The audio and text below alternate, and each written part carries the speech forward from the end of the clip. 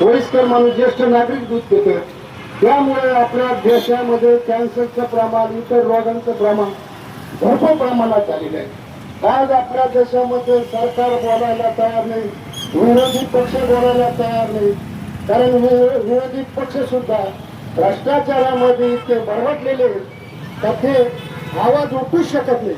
तरी आपल्या शहरातील नागरिक असतील, देशातील नागरिक असतील, राज्यातील नागरिक असतील, आता यांनी हे आंदोलन हातात घ्यायला पाहिजे. जनजागृती, आता आम्ही तर जनजागृती आम्ही आजपासून 14 तारखेपर्यंत ही जनजागृती शहरामध्ये चौक सभा घेऊन आम्ही जनजागृती करणार आहे. त्याच्यानंतर आमचे 15 ऑगस्टला भारतरत्न डॉक्टर बाबासाहेब आंबेडकर यांच्या पुतळ्याचं तिथे 15 ऑगस्टला आम्ही सकाळी बेमुदत धरणे आंदोलन उपोषण करणार आहेत. जोपर्यंत आपल्याला हे दूध पाजवणार